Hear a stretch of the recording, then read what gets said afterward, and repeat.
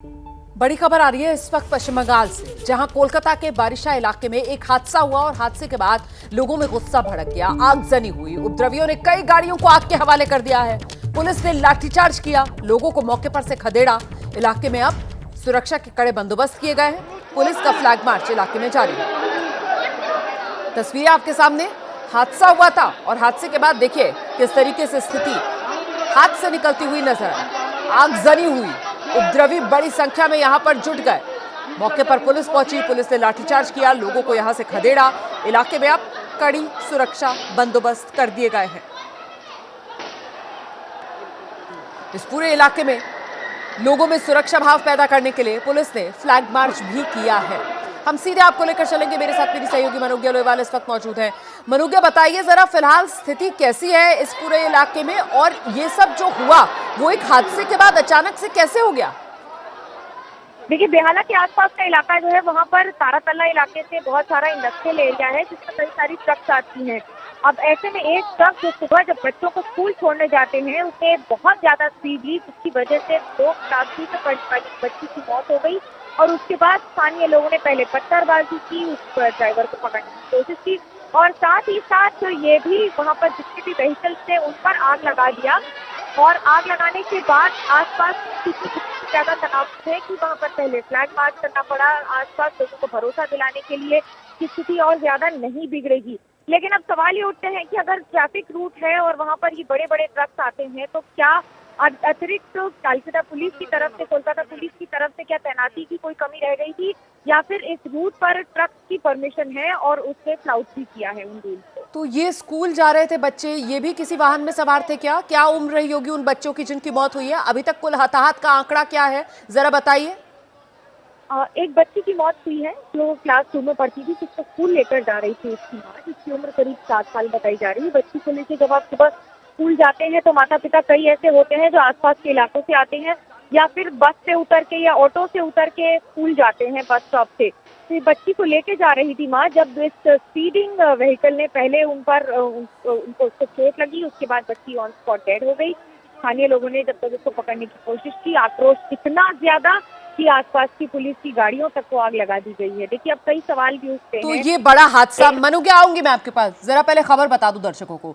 देखिए, क्लास 2 में पढ़ती थी बच्ची, सुबह सुबह माँ बच्ची को स्कूल छोड़ने जा रही थी। उसी वक्त एक ओवर स्पीडिंग ट्रक, मतलब तेज रफ्तार ट्रक इस इलाके से गुजरा और उसी की चपेट में आकर मौके पर ही 7 साल की करीब उम्र रही होगी बच्ची की, जिसकी मौत हो गई। इसी के बाद ये स्थानीय लोगों का गुस्सा भड़का, और गुस्सा इसलिए भड़का, जिस बात का जिक्र यहाँ पर मनोज्ञा कर रही है कि ये पहली बार नहीं है कि यहाँ पर इस तरीके की तेज रफ्तार गाड़ियां गुजरती हैं। रिहायशी इलाका और यहाँ पर इस तरीके की तेज रफ्तार गाड़ियों का गुजरना, उससे पहले ही स्थानीय लोगों में नाराजगी थी। और अब आज जब ये हादसा होता है कि 7 साल की एक मासूम जो सुबह माँ का हाथ पकड़कर स्कूल जा रही है, उसको तेज रफ्तार ट्रक रौंदता हुआ चला जाता है, तो फिर लोगों का ये गुस्सा फूटता है।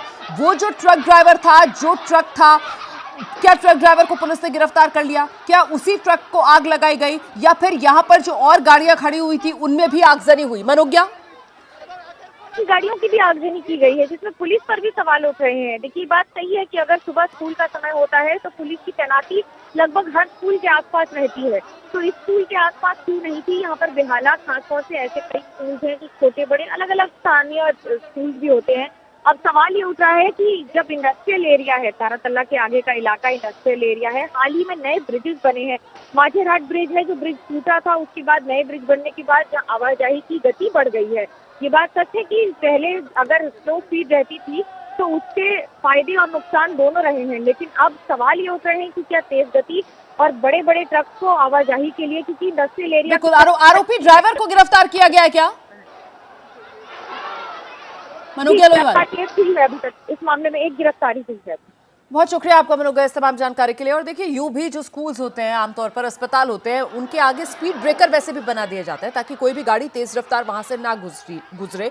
लेकिन बावजूद इसके यहाँ स्कूल था, लापरवाही थी, तेज रफ्तार गाड़ियों का आना जाना रोज का एक तरीके से मामूल बना हुआ था। और ऐसे में आज ये हादसा, जिसमें 7 साल की एक मासूम जो सुबह मां का हाथ पकड़कर स्कूल जा रही थी, तेज रफ्तार ट्रक की चपेट में आती है, मौके पर ही बच्ची की मौत हो जाती है, और उसके बाद ये हालात।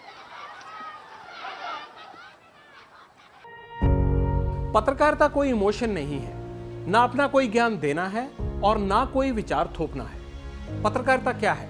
पत्रकारिता का मतलब है सही जानकारी इकट्ठा करना और तथ्य बताना। पत्रकारिता आज जितने महत्वपूर्ण दौर में है, शायद पहले नहीं थी। इस दौर से निकलने के लिए सिर्फ सच दिखाने की जरूरत है, वो सच जो आपके हित को आगे रखे। इसलिए अब रात 9 बजे प्राइम टाइम नहीं होगा, ये आपका टाइम है।